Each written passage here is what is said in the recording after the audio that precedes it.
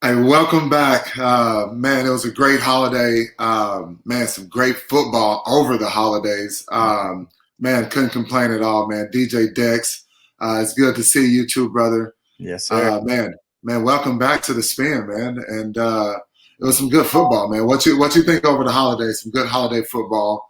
Man. You got you some good grubs too, I bet. Oh yeah, always. You get to go see a little bit of family and eat all mom and dad's cooking and get back to hanging out. But then, man, we had a good weekend from college all the way to NFL and starting with those college games. Notre Dame did what we thought that they were going to do from when we were Yep. talking last, and that Ohio State and Clemson game.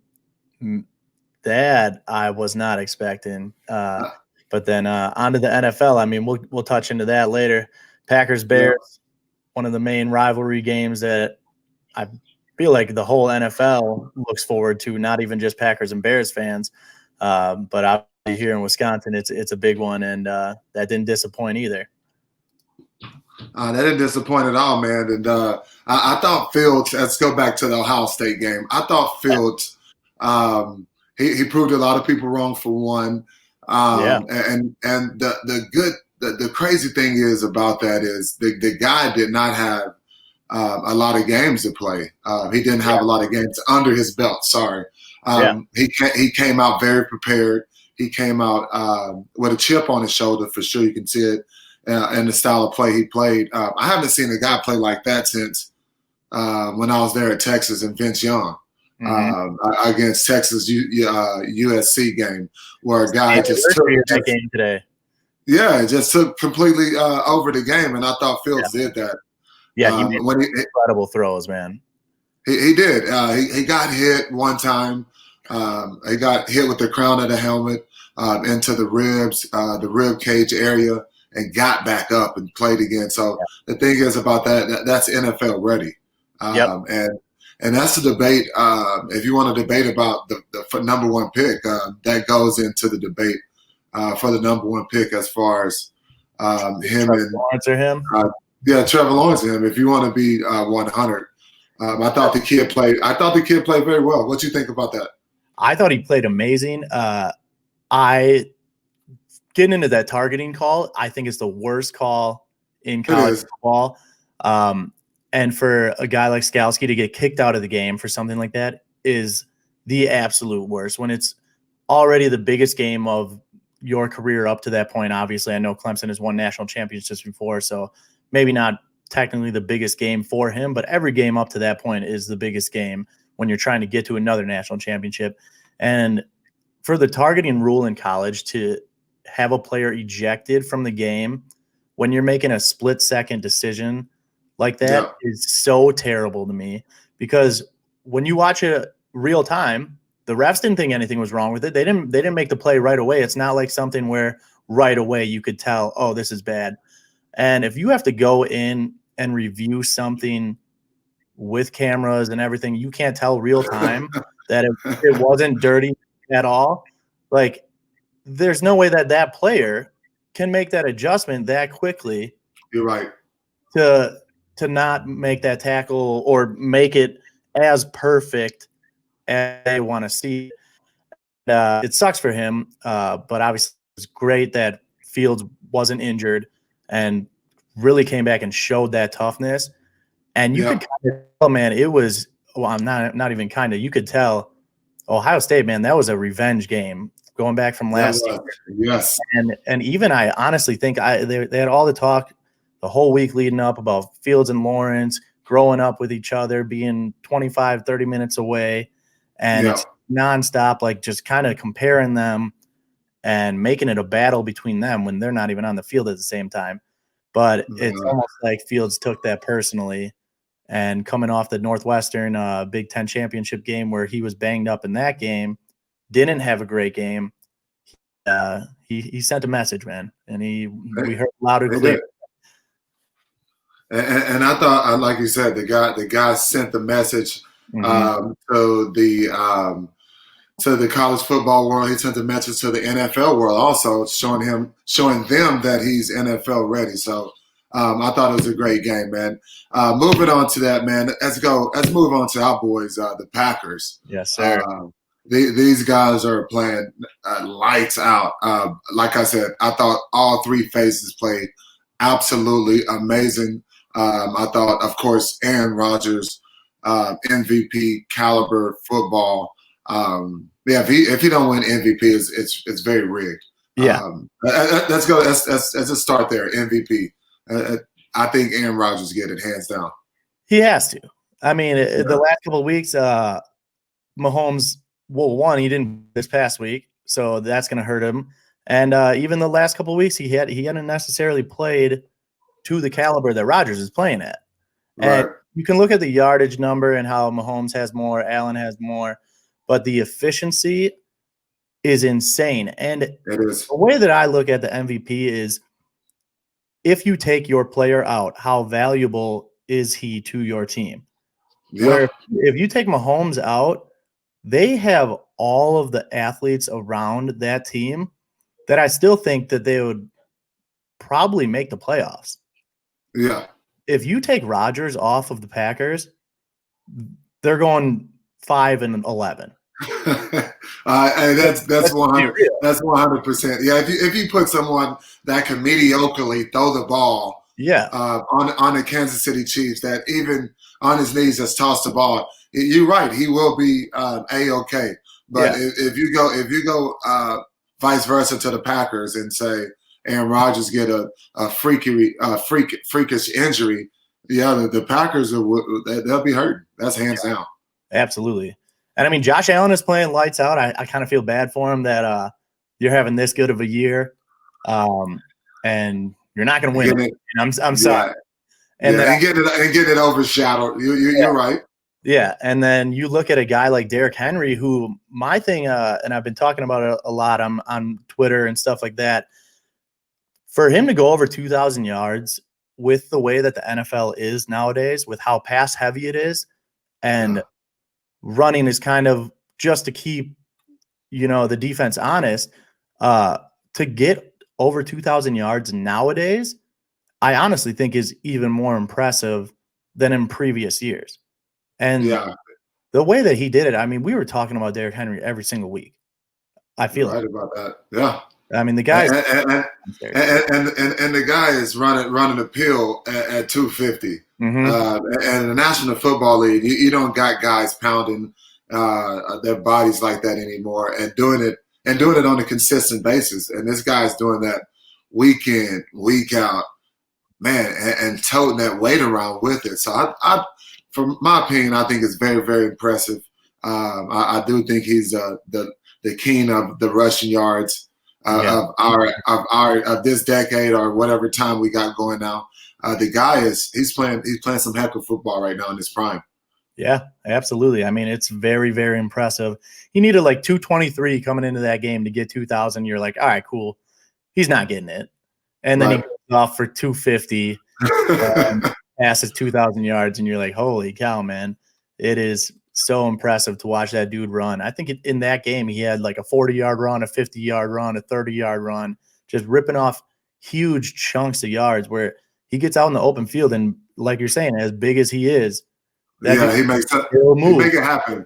Yeah. And it goes to tell you, with everything you do in life, it's not a sprint. I mean, it's a marathon, man. So the guy plays week in and week out, man. But let's go back to our boys once again, the Packers, Devontae Adams, Aaron Rodgers connection, all of that crazy stuff that's going on, the Bakhtiari injury.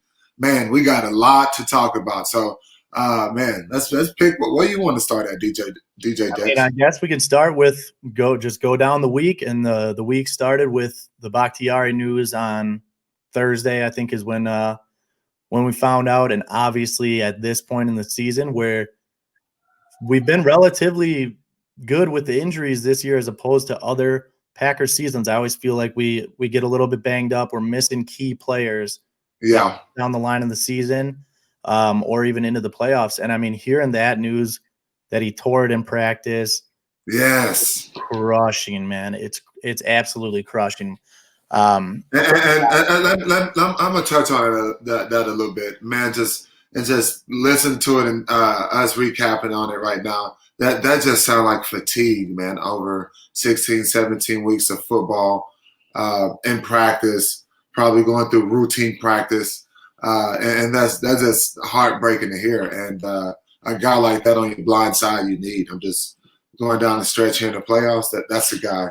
That's the guy you need, because the guys are gonna they're gonna try to get to Aaron Rodgers. That's the only way to stop the Green Bay Packers, is to have Aaron Rodgers on his back. So Bakhtiari is a huge injury. I hope guys don't look over it, under it, whatever you want to call it. So it's an injury that should be paid attention to. Yeah, and that's one of the things that I wanted to actually touch on with you is going into that week. I mean, what were practices like for this last week? Are they any different than the rest of the season, or is it? I mean, as far as contact wise, stuff like that. I mean, what is there going on in that? Yeah, you're right. It totally switches up because you're in the 11th hour of the season. Mm-hmm. There's no reason for the crazy contact or all the extra things you do to get ready for the season or get game ready. It's really just walkthroughs at the end of the season. For defense, a lot of my friends like talking, we're like, oh, how does he get hurt? Whatever. I'm like, you're still doing all the walkthroughs. I mean, and I feel like the majority of the time, I mean, ACL stuff is just a non-contact freak, make one wrong turn, and all of a sudden you just go down and buckle. And that's the thing, man. It's like I said, it's the 11th hour. Guys are just tired, and for that injury, I think, man, the Packers. Hopefully, they can find someone to just fill it in, secure it up over this bye week. It's a good week for them to try to do that, and I'm rooting for them guys, and hoping them guys come through. And let's go back to Adams. He's playing lights out too, man. He's had a historical year. One of the best receiver in the National Football this year, and one of the best performances put on that a receiver has ever in the National Football League. What you think about it? 18 touchdowns, and I feel like people forget every single week, whether it's around the league or Packers fans themselves, he only played 13 and a half games. Right. I mean, the guy was hurt for two of the main games. He was hurt against, I think, Tampa and New Orleans were the games that he was out. And he's hitting 18 touchdowns in 13 and a half games, which is so impressive. I mean, it's like, what happens if he plays the full season? What other records is he shattering? And the guy's just been unreal. And it's every week, man. He scores every week. He gets open every week. You can't figure out a way to cover him. And then you put all the other assets around him with Tonyan. You got your running game with Jones, Williams, Dillon, even if he's in the game. I mean, you end up putting more pressure on Adams, and then you're going to leave all these other dudes open, and Rodgers is going to find him. He's not picky, man. Yeah, exactly. And that's why I was going to say that, man. If you get Aaron Rodgers in the game plan and he's trying to find a guy like Davante Adams, they're going to find ways in the game plan to get that guy the ball. And that's the plus with this offense right now. You got one guy that is a hell of a playmaker, and you got another guy at the quarterback that can thread the ball like none other. If you put them two together, man, they're the best duo in the NFL. Yeah, hands down. And I even watching this past Bears game, we've talked about it in previous weeks, how Davante catches the ball, where he's just all hands all the time. Yeah. And even this past week, I mean, you see a couple of those slants that he runs, where as soon as he brings his hands up so late too, which I know is what every receiver is taught. Like, don't show your hands till the last second. And he does it to a T. And he'll go up high pointed, he'll go up over the middle, and just last second, boom, hands flash out, and it's all hands. He grabs it right away. He's not dropping. He's not. He does it all. He is. He's very, very confident right now. Yeah. And you touch the pigskin like that, you get as more as you touch it, you get confident. And I think for Aaron Rodgers, man, that dude feels very confident in number 17. I'll tell you. So it looks awesome as you sit back and watch it, man. And I'm looking forward to these guys coming into the playoffs, which let's talk about over the history of the Packers. We usually nut up in the playoffs, and that's why me as a player, us as a Packer fan, we tend to like hunker down now. Now we're like we figuring out what's going to happen next. So the Packers going to have to come over and get over that hump. What you think about it? I mean, that's one good thing with this layout this year with the 7 teams on each side. Playoffs are going through Green Bay. I mean, 100% coming through us, no matter what. As long as we win, it's coming through Green Bay, which I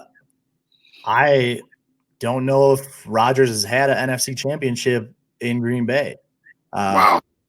I remember seeing, man, I would have to look it up, but I know I saw one of the videos. It's like him sitting on the sideline. He's like, man, we need to get one of these at Lambeau.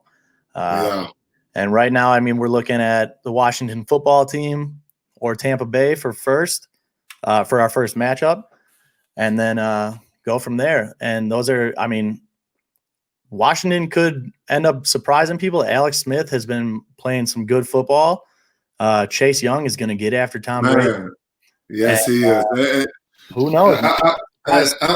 I'm gonna tell you something, man. You gotta know this too. It's 53 men on the roster. Everybody get paid. Yep. And when you hit the playoffs, it's a whole nother notch. So you can't look over any team right now. Everybody's putting all of their eggs in one basket now. Every game counts. It's win or go home. So, man, it's playoffs. The playoffs is going to be tough. Period. Yeah, it's going to be a good one. I'm excited to see Chase Young get off the Tom Brady here this Sunday too. I really am, man. I can't wait to watch these games, and the way that they're doing the game setup, where it's going to be 3 games on Saturday, 3 games on Sunday. Going to give us a lot of football to watch, and it's going to be fun. I mean, and that's Rodgers in the post-game interview. I don't know if you saw it or not. They asked him like a message to his teammates, and he was like, "Don't get COVID during this bye week."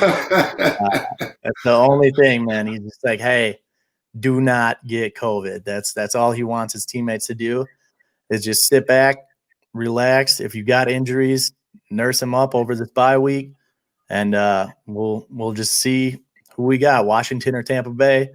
And if we get Tampa Bay, we get a little redemption game. Hopefully, can get back that win that we didn't get up earlier in the year. Now we're talking. Where we kind of look bad too. I mean, that's a game that we got to get back. So either way, I mean, it's all going through Lambeau from now. So we'll see. That's gonna be very exciting. I know it's COVID season and the things have been lifted up with COVID, but going through Lambeau Field, Green Bay getting that experience, but not the full experience.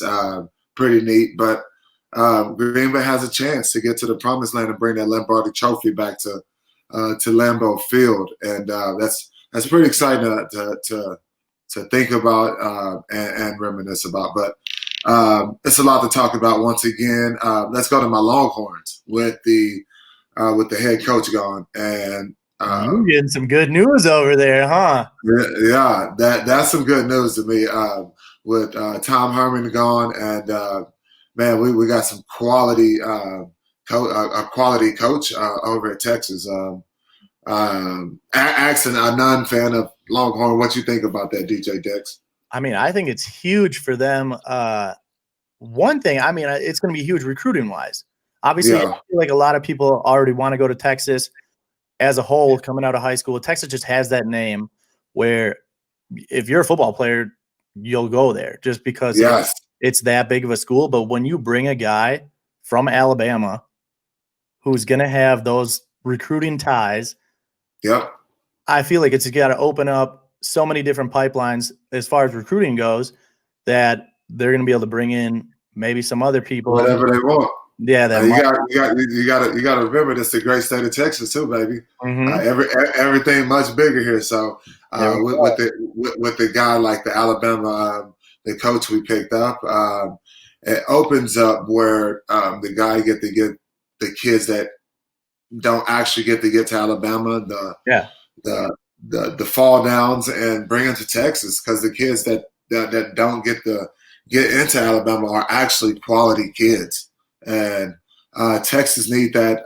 It's a big market, great pick, because you got to get to Texas and be able to handle these kids as far as personality wise, also, because you get these kids in Austin, Texas, as a little pup, it gets pretty iffy there with the partying and just getting discombobulated. So I thought Texas done a great job by getting Tom Herman out of there. Awesome job, actually. It's going to be cool to see how their offense shifts next year, because obviously Sarkisian's the Alabama offensive coordinator. Everybody knows how potent Alabama's offense is, and the changes that he'll make to that program over these next couple of years are going to be astronomical. I mean, you got to think that right now Texas, after picking him up, are like, okay, cool, we're okay with losing maybe one game, if that. If that, like they know picking him up means, hey, picking him. Yes, picking him up, we're going to get the number one quarterback in the country. Mm-hmm. Picking him up, man, he's bringing a lot to the table as far as we need them 10, 11 wins again back at University of Texas. Yep. That's a fact. You're gonna be going back, having fun watching those games. That's for sure. Yes, now the doors are back open to the NFL guys.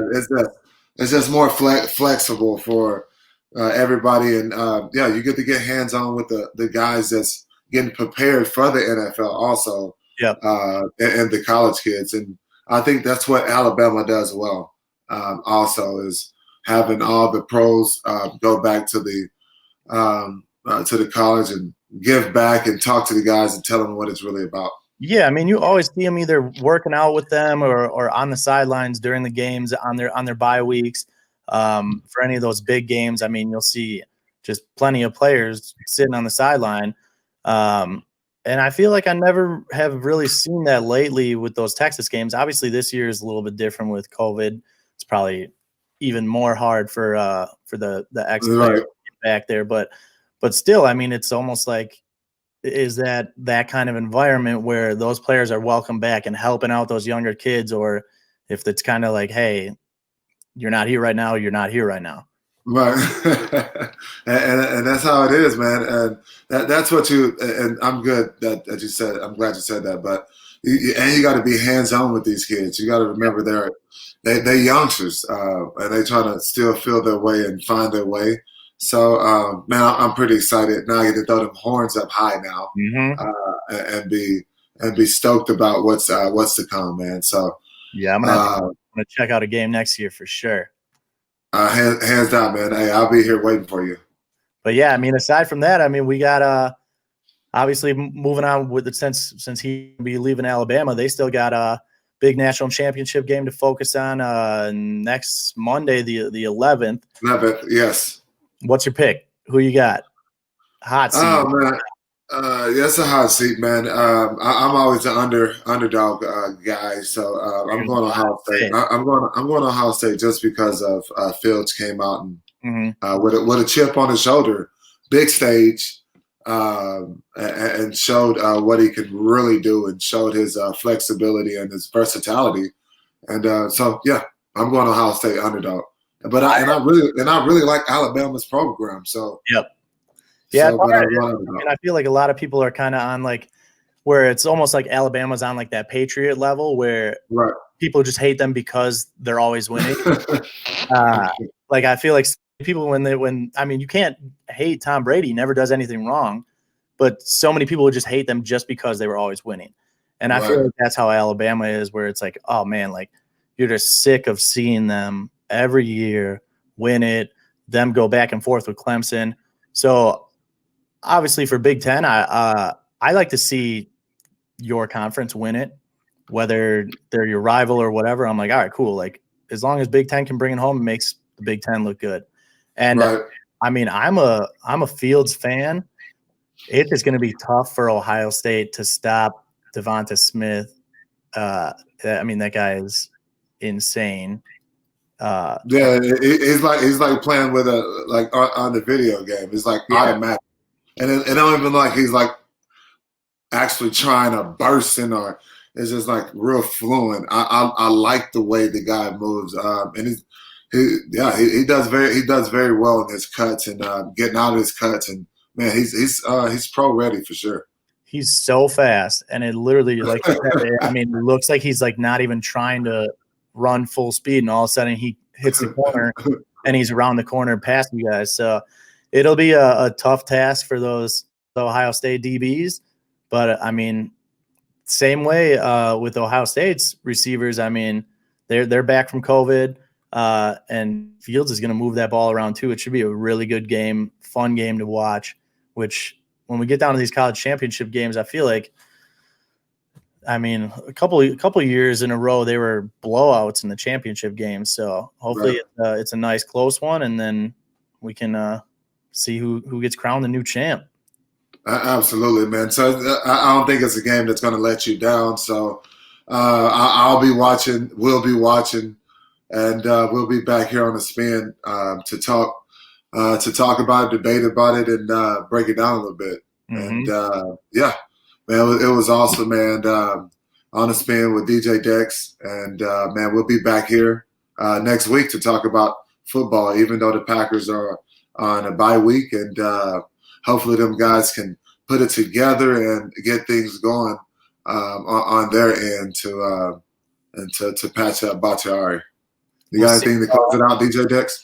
I mean, with Bakhtiari, I honestly that's a one thing that we didn't touch on earlier, but I'm not too upset about it because obviously earlier in the year he missed a couple of games, and Turner filled in for him very well.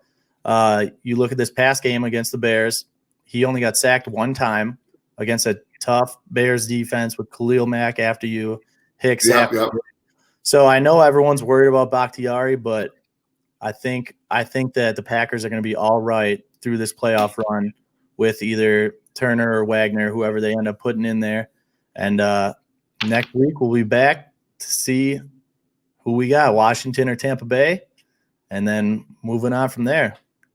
We're going to move on from there. And I'm going to throw in a little kink here. Me and DJ Dex might get a little competition going here in the playoffs, pick teams and see who have the best picks at the end of the week here in the playoffs, and have a little Super Bowl, Super Bowl little competition here. DJ Dex, what you think, bud? That's actually funny that you said that because I know we talked about it earlier. I was gonna just throw you on the hot seat and make you pick each game right now. We can get we can go cold turkey and go right now, buddy. Let's go. All right, Cleveland, Pittsburgh. Pittsburgh. I'm picking Pittsburgh to win it. All right. They just played last week. Obviously, no Roethlisberger, so it's going to be a completely different game. Totally fine. Indianapolis, Buffalo. I'm going Buffalo for sure, hands down. I am too. Thank you. This is a tough one for me. Baltimore, Tennessee. Oh, oof. I gotta go. I'm a Dez Bryant fan, and I'm a Lamar Jackson. Baltimore. All right, I'm going Tennessee. Tennessee. Hey, mark it up. We'll put these on Instagram, and that'll be our fan pick'ems. We'll have some fans send in their picks, and then we'll keep track of our picks for the rest of the playoffs. NFC now, you got Rams at Seattle. Rams at Seattle. I'm going Seattle. I'm going Russell Wilson for sure, hands down. Market. Yeah, they had a tough game last week. I think Russ is going to come back. He gonna dice him up. Yeah, but he'll come back and prove his point against LA. Chicago, New Orleans in the Dome. Hands down New Orleans. They should even show that game. I would be very, very happy if Chicago won, and that's one I was hoping. I'm like, man, I hope one of these teams can knock out New Orleans early. But hey, take it. That'll be an L on your bucket. I'm not taking Chicago. I'm not taking that. I'm taking that number dubs over here. How about that? Yeah, New Orleans is winning that for sure. And then Washington and Tampa Bay. Washington, Tampa Bay. I'm going to old faithful Tom Brady. Yeah, can't pick against him. And playoff time, he's coming to play. I don't know if you saw this. So what kind of What kind of incentives did you have when you were playing? Playoffs. If you play, regardless if you got a bye or whatever, you got paid still. That's the perk about not playing, actually. So Green Bay still get paid without paying. So because it's still a work week. Yeah, I So didn't know you got that was how it works too. Yeah, so game check. So let's go. It goes like what 20, 40 every week, 60. Then Super Bowl is like what 60, 70,000, Okay. 80 if you win. Did you have any stat bonuses? Like catch bonuses or anything like that? Touchdowns, receptions. It's very detailed and very detailed. Yeah, so all of that counts right now, man. This is a huge time to just get the nickels and You saw the Tampa Bay one or no? You said what again? Did you see the one with Tampa Bay or no? No, I didn't. I didn't. So Antonio Brown has a contract clause where if he got 45 catches, he got a $250,000 bonus. Where's he at right now? Tom Brady knew it, and Tom Brady threw him 3 shovel passes to get him to 45. Wow! Hey, tell me that ain't that's a buddy. That's a friend. That is a friend. AB is taking him out for a nice dinner. Come on now, man. That's what I like to hear, man. That's the things that makes the game sweet right there. So the playoffs are going to be good. I'm glad that we called each other out cold turkey to put that, because we've been debating about it. So we're going to mark that, and we're going to show each other's record throughout the playoffs and share it with our fans and put it on Instagram, Twitter, and get it out there. So I'm excited, man. And man, another week of the spin. Thank you guys for joining and tuning in to us, man. Go Pack Go, even though they're not playing. And man, and hook 'em horns. I'm excited. Thanks for joining. We'll see you later, guys.